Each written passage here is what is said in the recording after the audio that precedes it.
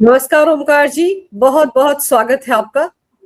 नमस्कार अंजू जी, बहुत धन्यवाद याद करने के लिए और आपके दर्शकों को भी नमस्कार। सर, कांग्रेस पार्टी इतनी पुरानी पार्टी है सर, वो ये नहीं समझ पा रही है कि कांग्रेस वर्किंग कमेटी में लिया गया फैसला बड़ा होगा या देश की संसद में लिया गया फैसला बड़ा होता है। वंदे मातरम को लेकर वो कहते हैं कि हम तो 1937 में कांग्रेस की जो बैठक हुई थी उसमें जो प्रस्ताव पारित हुआ था 2 स्टैंजा गाने का, हम उसी पर अमल करेंगे।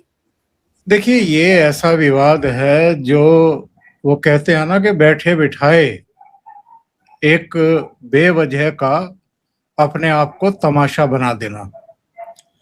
और मुझे लगता है कि सीडब्ल्यूसी से भी बड़ा हो गया है ये अहंकारी परिवार, क्योंकि सोनिया गांधी ने एक गलती कर दी। अब ये तो मानने को तैयार होगा नहीं है परिवार की गलती हो गई है, ऑन कैमरा हुई है, और जो तमतमाया हुआ चेहरा है वो सबने देखा है। वरना मुझे एक बात बताइए कि सोनिया गांधी के मना करने के बावजूद जयराम रमेश ये क्यों कह रहे थे कि नहीं नहीं किसी ने रोकने की कोशिश नहीं की, या जो वहां गान कर रहे थे वो सोनिया गांधी के मना करने के बावजूद क्यों नहीं रुके? उन्होंने सभी 6 के 6 अंतरे क्यों गाए? एक परिवार का एक सदस्य या 2 सदस्य अगर किसी मामले में फैसला ले रहे हैं या अपने आप को अलग दिखा रहे हैं, पार्लियामेंट के फैसले से भी, सरकार के फैसले से भी, कांग्रेस के भीतर भी सीधे सीधे 2 गुट दिखाई दिए ना। एक गुट सोनिया गांधी का अपना और एक कांग्रेस पार्टी का, और कांग्रेस पार्टी में भी जो गान कर रहे थे वो भी नहीं रुके। खुद मल्लिकार्जुन खड़गे भी वहां तक सोनिया गांधी को समझाने की कोशिश कर रहे थे कि आप क्या कर रही हैं, आप शांत खड़ी होइए, ये नाजुक मामला है। वो दिखाई दे रहे थे बात करते हुए, शायद समझाने की कोशिश कर रहे थे। लेकिन उसके बाद जब सोनिया गांधी राहुल गांधी के पास पहुंचती है, केसी वेणुगोपाल वहां खड़े होते हैं, सेवा दल का एक पदाधिकारी आता है, उसके बाद, और तब भी मल्लिकार्जुन खड़गे वहां नहीं पहुंचे।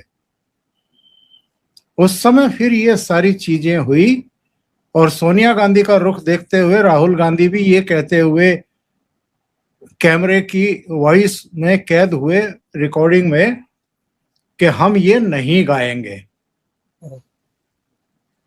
एक राज्य इनका जहां पर नहीं गाया गया वो था केरल, बाकी तो सब जगह गाया गया है, किसी को कोई ऐतराज नहीं था। और कांग्रेस पार्टी भी गा ही रही थी।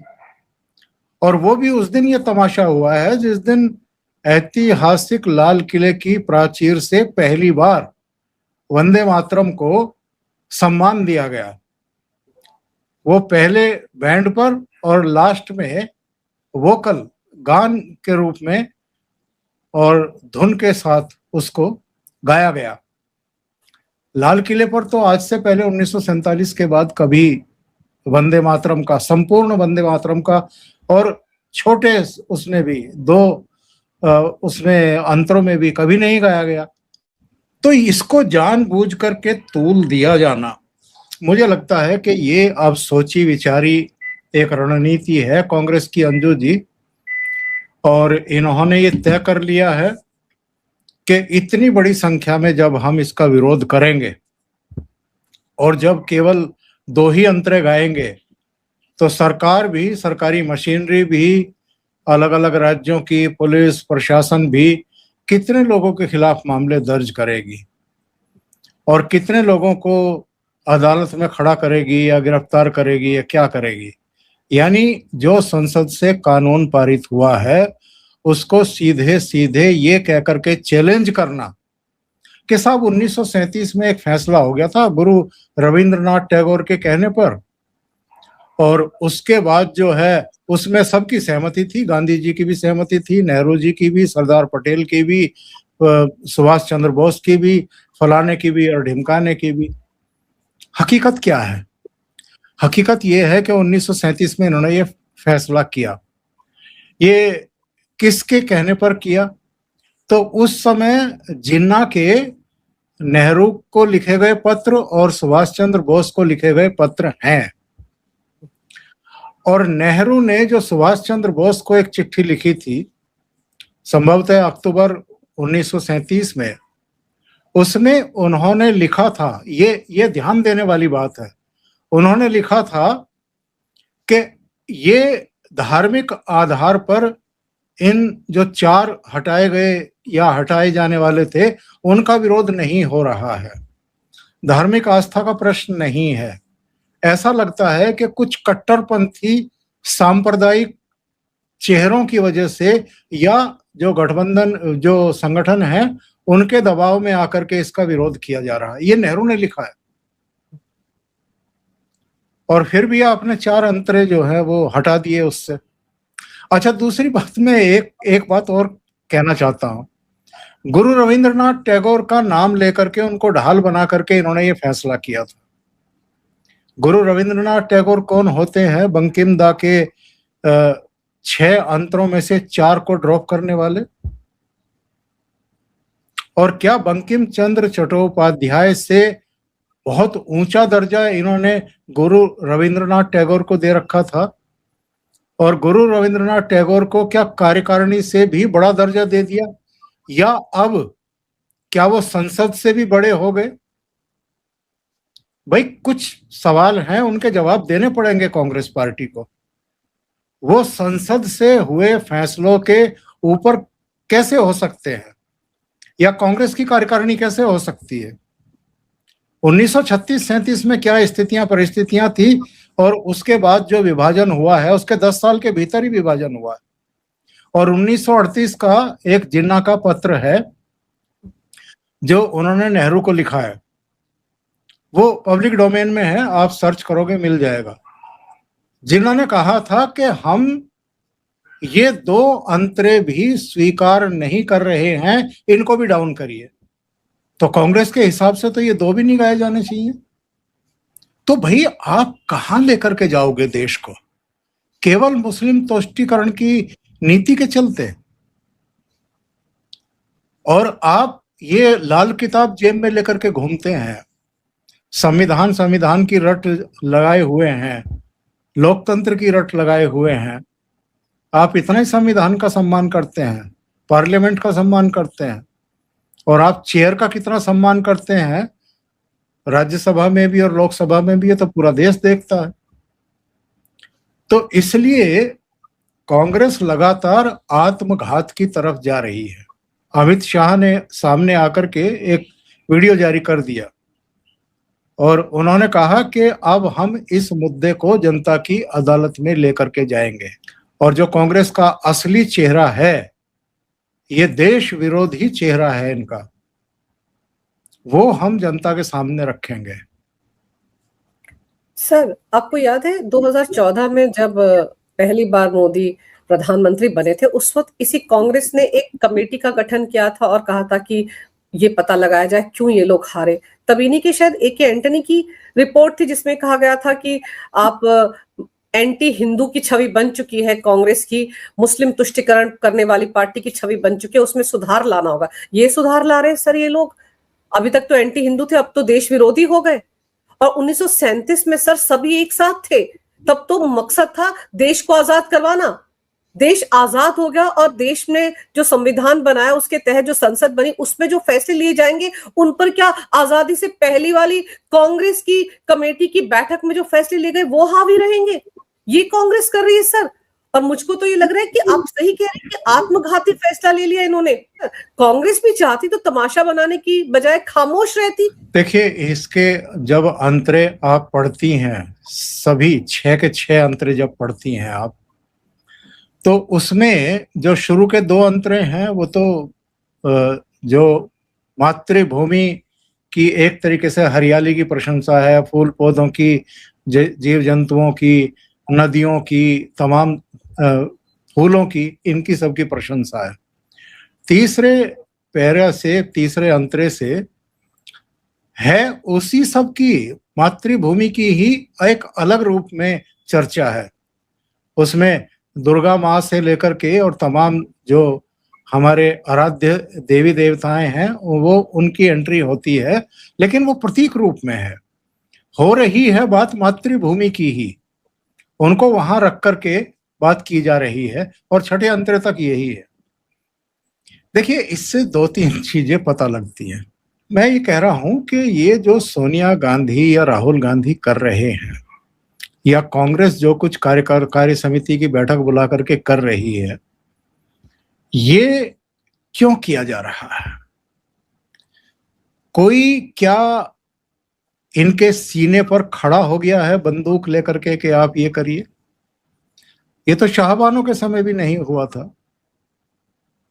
तब भी थोड़े से कट्टरपंथी ही थे ना जो इस तरह की बातें कर रहे थे, या मौलवी थे। राजीव गांधी को तो प्रोग्रेसिव माइंड का माना जाता था उस समय, पायलट से सीधे राजनेता बन गए थे क्योंकि इंदिरा गांधी की हत्या हो गई थी, और उससे पहले 1980 में संजय गांधी एक विमान दुर्घटना में मारे गए थे। तो अनिच्छा होते हुए भी राजीव गांधी को प्रधानमंत्री बना दिया गया था। तो तब बहुत सारे अकॉर्ड भी उन्होंने किए थे, पंजाब अकॉर्ड किया था, असम अकॉर्ड किया था, एक और किया था, और एक बड़ा ही आत्मघाती कदम उठाया था प्रभाकरण के खिलाफ, लिट्टे के खिलाफ शांति सेना भेजने का श्रीलंका में। और ये तीनों ही अकॉर्ड जो हैं वो किस तरीके से औंधे मुंह पड़े थे ये सबको पता है, इतिहास की वो चीजें हो गई हैं। तो राजीव गांधी को तब भी बहुत सारे लोगों ने टोका था, उसमें आरिफ मोहम्मद खान भी थे, अरुण नेहरू भी थे। कई लोगों ने उनको समझाने की कोशिश की थी कि ये मत करिए, आप हाथ जलवा लीजिएगा और कांग्रेस की छवि बहुत खराब होगी इससे, कि आप कट्टरपंथियों के आगे आकर के आपने सुप्रीम कोर्ट का जो आदेश था वो पलट दिया, लेकिन नहीं माने। और ये लगातार उसी लाइन पर चल रहे हैं जिनका आप जिक्र कर रहे थे, ए.के. एंटनी। ए.के. एंटनी केरल से आते हैं, और केरल तो बहुत सालों से, भले ही उसके बारे में कहा जाता हो कि जी 100% लिटरेसी है और तमाम चीजें हैं, लेकिन केरल में जिस तरह का धर्मांतरण भी हो रहा है, जिस तरह की मिशनरीज वहां पर हावी है, वहां की राजनीति पर हावी है, और जो दूसरे आईएसआई से लेकर के और अलकायदा तक और तमाम तरह के तत्व जो हैं वहां पर लगातार साजिशें। केरला स्टोरी आई थी ना फिल्म, वो तो बताते हैं 10% भी नहीं है जो वहां पर षड्यंत्र रचे जा रहे हैं। तो केरला में, केरला की मजबूरी के चलते समझ लीजिए, वायनाड की मजबूरी के चलते समझ लीजिए, वो जो प्रियंका गांधी वाड्रा फिलिस्तीन के थैले लटका करके पार्लियामेंट आती थी, तो उनको बहुत सारे और जगहों पर बांग्लादेश में हिंदुओं पर हो रहे अत्याचार, और दीपू दास को जिस तरीके से पुलिस की अभिरक्षा से खींच करके घसीट करके ले गई थी भीड़, और ले जा करके उनको जिंदा जला दिया था एक पोल पर लटका करके पेड़ के पास, तो वो दिखाई नहीं दिया इनको। लेकिन हमास के ऊपर जो कार्रवाइयां हो रही थी वो इनको दिखाई देती थी, और पार्लियामेंट में इस तरह का थैला लेकर के जाती थी। तो कांग्रेस पार्टी और खास तौर से ये परिवार ये लगातार इस तरह की हरकतें कर रहे हैं, जिनसे ए.के. एंटनी को अपनी रिपोर्ट में ये लिखना पड़ा था। और उसके बाद आप देखिए ना कि एंटनी को भी बर्फ में लगाया गया है। जो भी कांग्रेस पार्टी के भीतर हिंदुओं की बात करेगा, आचार्य प्रमोद कृष्णन, ये सब जो ऐसे चेहरे हैं जिन्होंने वहां अपनी बात रखने की कोशिश की, समझाने की कोशिश की। एक बार अटल बिहारी वाजपेयी ने कहा था सदन में खड़े होकर के, सर्च करेंगे दर्शक तो मिल जाएगा वो, उन्होंने कहा था कि भारतीय जनता पार्टी से लड़ना है आप लड़िए, लेकिन प्रभु राम से लड़ने की कोशिश मत करिएगा। तो ये तो वो पार्टी है जो अब प्रभु राम से भी लड़ रही है, और सनातनियों से तो खैर ये खुला लड़ रही है। और जिस तरह के इनके बयान मल्लिकार्जुन खड़गे के बेटे के या कई दूसरे चेहरों के आते रहे हैं, इन्होंने तो जब ये सत्ता में थे तो इन्होंने राम सेतु के, भगवान राम के ही अस्तित्व के होने से इनकार कर दिया था, हलफनामा दे दिया था। अब ये ओकेशनली कभी कभी भगवा पहनते हैं और किसी उज्जैन में, महाकाल में या वहां पर नदी के किनारे पूजा पाठ करते हुए दिखाई दे जाते हैं, लेकिन वो ओकेशनली, ताकि एक ये मैसेज दिया जा सके किसी चुनाव के समय कि साहब हम भी हिंदू हैं, दत्तात्रेय ब्राह्मण हैं, लेकिन आपकी विचारधारा क्या है? तो ये तो बार बार आप प्रमाणित कर रहे हैं, किसी को ज्यादा माथापच्ची करने की जरूरत नहीं है, ये समझ में आ रहा है, लोगों के, देश के समझ में आ रहा है। और दूसरी तरफ आप राहुल गांधी का भाषण याद कीजिए, सुना है कि बहुत कुछ बोल रहे थे वो इसी CWC में, और यहां तक कह रहे थे कि बस मोदी तो जाने वाले हैं। सर, ये किसने उनको मंत्र दे दिया कि हर दूसरे दिन यही बोलते रहते हैं, मोदी जाने वाले हैं, मोदी शाह की जोड़ी जाने वाली है, हटने वाली, सरकार गिरने वाली? कहां से सीख कर आते हैं? और मैंने तो यहां तक सुना कि ये जो कुछ वहां पर हो रहा था कांग्रेस वर्किंग कमेटी की बैठक में, वहां पर शशि थरूर और मनीष, ये लोग इनकी बातों से इत्तेफाक नहीं रखते थे। इन्होंने वहां पे सुर भी उठाए कि वो इस तरह की बातें ना किया करें। देखिए, उनको तो इस समय उठते, बैठते, सोते, जागते, टॉयलेट जाते हुए सिर्फ और सिर्फ मोदी जी याद आते हैं, और अब कुछ दिनों से अमित शाह भी याद आने लगे हैं। तो ये याद आने की वजह भी ये है कि दोनों ने कांग्रेस का एक तरीके से भुस भर रखा है, और बहुत ज्यादा वो कहते नहीं है। कभी मौका आता है तो सदन में खड़े होकर के अपना भाषण देते हैं मोदी जी, उस समय आगे पीछे का सब हिसाब किताब बराबर करते हैं। लेकिन इनको जरा अपना माताजी से पूछना चाहिए, या माताजी के जो समकालीन नेता हैं जरा उनसे पूछना चाहिए कि जब तक देश के प्रधानमंत्री नहीं बने थे नरेंद्र मोदी, और अमित शाह जब तक केंद्रीय राजनीति में नहीं आए थे, संगठन में नहीं आए थे, तब इन्होंने गुजरात में इन दोनों के साथ क्या किया था। अमित शाह तो गृह राज्य मंत्री थे, जब नरेंद्र मोदी वहां के मुख्यमंत्री थे तो वो गृह राज्य मंत्री थे जब उनको गिरफ्तार कराया था CBI के जरिए। सोहराबुद्दीन और इशरत जहां मुठभेड़ कांड में, और बाद में इनको गिरफ्तार कराया गया, अहमदाबाद की सेंट्रल जेल में रखा गया, 3 महीने बाद उनको जमानत मिली, कुछ शर्तों के साथ मिली कि राज्य में नहीं रहेंगे, बाहर रहेंगे। बाद में मुंबई की एक स्पेशल CBI अदालत ने बाइज्जत बरी किया और अपने फैसले में लिखा कि यह राजनीतिक कारणों से गिरफ्तारी हुई थी, इसमें कोई तथ्य नहीं है। तो किस तरीके से इन्होंने बेइज्जत करने की कोशिश की थी अमित शाह को। ये तो गनीमत है कि इतना कुछ अपमान सहने के बावजूद, और नरेंद्र मोदी को इन्होंने कटघरे में खड़ा करने की कम कोशिश की थी क्या? ऐसे पहले मुख्यमंत्री थे जिनको 9 घंटे 9.5 घंटे तक SIT ने ड्रिल किया था, पूछताछ की थी गुजरात दंगों को लेकर के। उससे पहले किसी मुख्यमंत्री को इस तरीके से किसी एजेंसी ने, किसी SIT ने पूछताछ नहीं की थी। तो ये गनीमत है कि बदले की भावना उनके मन में नहीं है, वरना अब तक तो पता नहीं क्या हो जाता इस परिवार का। और अभी भी इन लोगों ने कोई कसर बाकी थोड़ा छोड़ी है।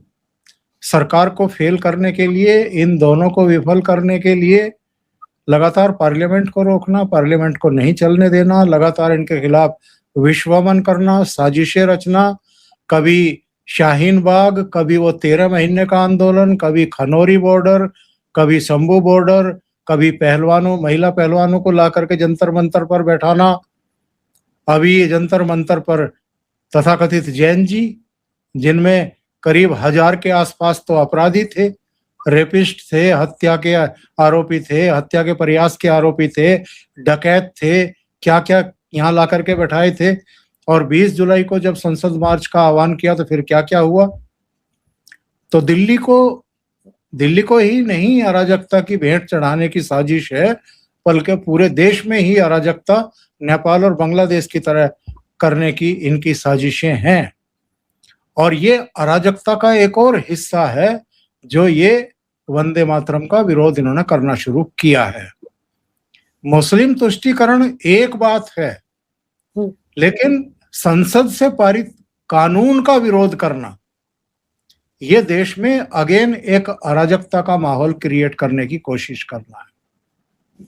सर, जैसे आपने कहा ना कि पहले ऐसे मुख्यमंत्री थे मोदी जी, जिनको कि एसआईटी ने 9 घंटे तक ग्रिल किया था। आप इनका याद कर लीजिए, जब ईडी ने पूछताछ के लिए बुलाया था माँ बेटे को, तो पूरा का पूरा कांग्रेसी अमला कैसे सड़कों पर लेट गया था। गहलोत राजस्थान से आगे थे सड़क पर लेटने के लिए। लेकिन एक और मुद्दा है सर, जाति जनगणना का, उसको लेकर भी खामियां निकाली जा रही हैं कि ओबीसी के लिए अलग से कॉलम क्यों नहीं है। बड़ा रोना धोना मचा हुआ है कांग्रेस समेत पूरे विपक्ष में। देखिए, पहले तो इनको ये उम्मीद ही नहीं थी कि जनगणना के साथ जातीय जनगणना भी करा लेगी मोदी सरकार, क्योंकि इसको तो ये बड़ा मुद्दा बनाए हुए थे। कई राज्यों में हमने देखा था, 2 लोकसभा चुनाव में भी ये मुद्दा प्रमुखता के साथ इन्होंने देश के सामने पेश किया था और ये कहा था कि ये तो, और ये भी उठाया था कि देखिए साहब, जो केंद्र में जितने नौकरशाही में अफसर लगे हुए हैं अलग अलग मंत्रालय में, सचिव कैबिनेट सचिवालय में, उसमें जो ओबीसी हैं, अति पिछड़े हैं, दलित हैं, आदिवासी हैं, वो कितने प्रतिशत अधिकारी हैं, मोदी जी बताएं। तो फिर जब इनको बताया गया कि इस समय जो केंद्रीय सचिवालय में या अलग अलग मंत्रालयों में सेक्रेटरी लेवल के अधिकारी हैं, वो 1991 से 1993 बैच के हैं। और इनको हिंदी में बताया गया कि उस समय आप ही की सरकार थी, आप ही के प्रधानमंत्री थे पीवी नरसिम्हा राव। उस समय नरेंद्र मोदी प्रधानमंत्री नहीं थे, अटल बिहारी वाजपेयी भी तब तक प्रधानमंत्री नहीं बने थे। तो उसके बाद इनकी आत्मा थोड़ा शांत हुई और इन्होंने वो कहना बंद किया। अब ये जातीय जनगणना किस रूप में हो रही है, क्या उसके तमाम प्रश्न वगैरह तय किए गए हैं, क्या पैरामीटर्स तय किए गए हैं, होने तो दो। जब वो हो करके आ जाए तब आलोचना कर लीजिएगा। अभी वो पता नहीं कहां से आपने फॉर्म लाए हैं, आप उसमें तमाम तरह की खामियां निकालनी शुरू कर दी। और ये सब क्यों हो रहा है? ये केवल इसलिए हो रहा है कि जो अभी गुड़ गोबर किया है इन्होंने वंदे मातरम के ऊपर, और उसमें जो इनकी आलोचना शुरू हुई है, जो क्रिटिसिज्म शुरू हुआ है, और ये देशव्यापी शुरू हुआ है, तो उससे फिर ध्यान कैसे डाइवर्ट करें। तो इसलिए एक ये मुद्दा उठा दो। तो ठीक है, अगर आपको इस तरह के मुद्दे उठाने हैं तो आप उठाइए, लेकिन इससे आपको लाभ क्या मिलने वाला है। लेकिन कुल मिलाकर के जो मैं समझ पा रहा हूं वो यही है, वो मंदिर, राम मंदिर में चढ़ावा चोरी का मसला हो या जातीय जनगणना का मसला हो, कुल मिलाकर के इनका प्रयास वही है जो 2024 के लोकसभा चुनाव से पहले इन्होंने किया था, कि जो सनातनियों की एकजुटता है उसको किसी तरीके से भंग करो, जातीय आधार पर उनको बांटो। सनातनियों में भी ऐसे बहुत सारे लोग हैं, क्योंकि हिंदू भी तो कई तरह के होते हैं ना। एक वो होते हैं जो गर्व से खुद को हिंदू बताते हैं, एक वो हैं जो हिंदू तो हैं लेकिन कुछ भी नहीं बताते हैं, चुप रहते हैं। कुछ ऐसे हैं जो अपने आप को शायद हिंदू कहलाना या प्रचारित करना पसंद ही नहीं करते हैं, और एक ऐसे हिंदू भी हैं जो इन्हीं के पीछे लगे हुए हैं। उनको ना विश्व हिंदू परिषद से लेना देना है, ना भारतीय जनता पार्टी से, ना संघ से, ना बजरंग दल से, किसी से कोई लेना देना नहीं है। तो इनका कुल मिलाकर के प्रयास ये है कि जो एक तो वो हैं जो गर्व से अपने आप को हिंदू बताते हैं, उनको कोई दिक्कत नहीं है अपनी आइडेंटिटी शो करने में और से ये कहने में, और तमाम तरह की जो गतिविधियां हैं उनमें हिस्सा लेने में भी। जो बाद की 3 श्रेणियां हैं उनमें से 2 श्रेणियों के लोगों को ये प्रभावित करने की कोशिश करते रहते हैं। इनको लगता है मुस्लिम हमारे साथ हैं ही, और जो कुछ राज्यों में क्षेत्रीय दल हैं उनका अपना वोट बैंक है, वो एक प्लस हो जाता है। इसके अलावा अगर कुछ हिंदू हमारे साथ खड़े ही हैं, हर हाल में खड़े हुए हैं, तो थोड़े से और बांट लो तो हमारी कुछ और सीटें आ जाएंगी। देखिए, सत्ता का ख्वाब तो अभी ये नहीं देख रहे हैं, ये अवसर की तलाश में है। और अवसर किस तरह का अंजू जी? जैसा 2004 में दिल्ली के भागों छींका टूट गया था, वरना कितना अंतर था। अटल जी के नेतृत्व में बीजेपी को 138 सीटें मिली थी और सोनिया गांधी के नेतृत्व में कांग्रेस को 145 सीटें मिली थी। 7 ही सीटों का तो अंतर था। 7 सीटों के अंतर की वजह से भारतीय जनता पार्टी सरकार बना नहीं पाई और कांग्रेस ने कहीं का ईंट कहीं का रोड़ा, भानुमति ने कुनबा जोड़ा, सरकार बना ली। उसमें वामपंथी भी, सपा भी, बसपा भी, नेशनल कॉन्फ्रेंस भी, दक्षिण की भी पार्टियां, पूर्वोत्तर की भी कुछ पार्टियां, वो सब मिलाकर के इन्होंने बना ली थी। सर, कांग्रेस पार्टी तो इसी तरीके से राजनीति करती आई है ना। खुद इन्होंने एक बार 45, दूसरी बार 140 आई थी और उसके बाद 240 पर बीजेपी को कहा जा रहा था कि अरे ये तो माइनॉरिटी में है, इनके पास तो सीटें ही नहीं, इनको तो बहुमत नहीं मिला। अपने गिरेबा में झांक कर कभी कांग्रेस ने नहीं देखा कि 2-2 बार यूपीए की जो सरकार बनी उसमें इनकी अपनी औकात कितनी थी। लेकिन सर, जिस तरह से सीधे सामने आकर अमित शाह ने कहा है कि मुस्लिम लीग बन चुकी है कांग्रेस पार्टी और ये एकदम से देश विरोधी पार्टी बन गई है और हम पब्लिक डोमेन में लेकर जाएंगे, आपको लगता है कि फंस गए हैं वो इस मामले में बुरी तरह से और बचने के लिए छटपटा रहे हैं, इसीलिए दाएं बाएं शाएं के मुद्दे तलाश रहे हैं, यही लग रहा है आपको? देखिए, ये हमारा मानना है कि वो फंस गए हैं, लेकिन मुझे ऐसा लगता है कि वो जिनको मैसेज देना चाहते हैं उन्हीं को मैसेज दे रहे हैं। वो जो मुस्लिम वोटर हैं उनको मैसेज दे रहे हैं कि देखो, हम तुम्हारे लिए कहां तक जा सकते हैं। ये बात ठीक है कि 1937 में जब 4 अंतरे छोड़े गए थे, तब भले ही गुरु रविंद्रनाथ टैगोर को ढाल बना करके ये फैसला लिया हो कार्यकारिणी ने, लेकिन हकीकत तो यही थी ना कि मुस्लिम हमसे ना छिटक जाए। और जिन्ना के नेतृत्व में मुस्लिम लीग ने उस समय जम करके विरोध किया था। जिस लेटर का मैं जिक्र कर रहा हूं वो संभवतः अक्टूबर 1938 का है, जो जिन्ना ने नेहरू को लिखा था। वो तो कह रहे थे कि ये 2 भी नहीं चाहिए हमें, तो इसको भी ड्रॉप करिए आप। तो कांग्रेस का बस चले तो मुस्लिम वोटों के लिए वो ये 2 पैरे भी छोड़ देगी, मैं बता रहा हूं आपको गारंटी के साथ। तो जो अमित शाह कह रहे हैं कि ये मुस्लिम लीग का रूप ले चुकी है, एक मुस्लिम लीग वहां चली गई, एक मुस्लिम लीग यहां आ गई है। और एक तथ्य और मैं दर्शकों के सामने रख दूं। देखिए, जिन्होंने पाकिस्तान मांगा था ना धर्म के आधार पर कि मुस्लिम अब हिंदुओं के साथ नहीं रह सकते, और अभी आसिम मुनीर ने भी एक प्रवासी पाकिस्तानियों के सम्मेलन में एक बात कही थी कि हमारा खान पान अलग, हमारी रवायतें अलग, हमारे तीज त्योहार अलग, हमारी जबान अलग। एक कॉम्प्लेक्स है ना इनके दिमाग में कि हम तो हर तरीके से सुपर हैं हिंदुओं से और काफिरों से। तो वही सब राग वो अलाप रहे थे और वही सब एजेंडा इस समय भारत में भी चल रहा है। इनका एजेंडा क्या है? और इनका भारत का प्रधानमंत्री नरेंद्र मोदी का तो एजेंडा है कि 2047 तक हम विकसित राष्ट्र बनाएंगे। इनका एजेंडा है कि 2047 तक हम इसको इस्लामिक स्टेट बनाएंगे और उसके लिए गजवाए हिंद के वो सारे जितने भी इनके तौर तरीके हैं वो आजमाए जा रहे हैं। और उनके गजवाए हिंद को मूर्त रूप देने के लिए कांग्रेस से लेकर के तमाम क्षेत्रीय पार्टियां उनको सहयोग कर रही हैं। और जिन्होंने पाकिस्तान मांगा था, जो बात में कहते कहते रुक गया था, वो तो पाकिस्तान गए ही नहीं, यहीं रह गए वो तो। अब उनका एजेंडा है गजवाए हिंद का। तो ये जो इस समय मोदी सरकार कार्रवाइयां कर रही है, एक्शन मोड में है और बहुत सारी कार्रवाइयां चल रही हैं इस समय, वो सारी इसीलिए चल रही हैं कि जो इनके मजबूती के साथ आगे कदम बढ़ रहे थे 2047 की तरफ, उनको रोका जाए, इस बड़ी साजिश को विफल किया जाए।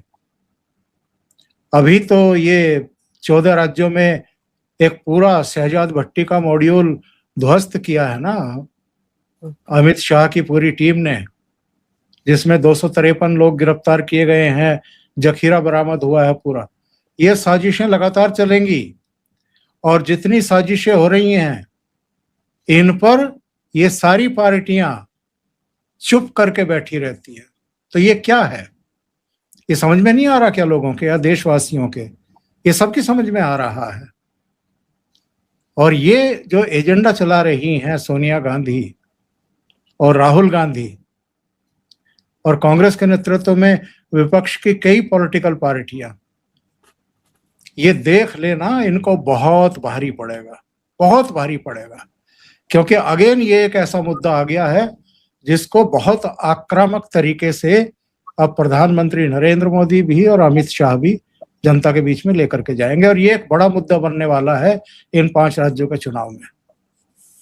सर ये बड़ा मुद्दा बनेगा, जैसे आपने कहा ना कांग्रेस को भारी पड़ेगा ये सब कुछ, तो भारी पड़ने की शुरुआत हो गई है। CWC की बैठक में जिस तरह से कुछ कांग्रेसी बड़े नेताओं ने विरोध किया है कि ये सब कुछ नहीं होना चाहिए, ये ठीक राजनीति नहीं है, ये पार्टी के हित में नहीं है, तो हो सकता है आगे चलकर वो फाड़ भी हो सकते हैं कांग्रेस में। सर सिर्फ कांग्रेस ही तो बची है, बाकी तो सब पार्टियां निबट गई, सबके 2 फाड़ हो चुके हैं। तो जिस तरह से राहुल गांधी सोनिया गांधी दंदनाते हुए घूम रहे हैं, सर घमंड तो किसी का नहीं रहता है ना, तो कोई भरोसा नहीं कि बहुत सारे नेता अलग से पार्टी बना लें, ये भी हो सकता है।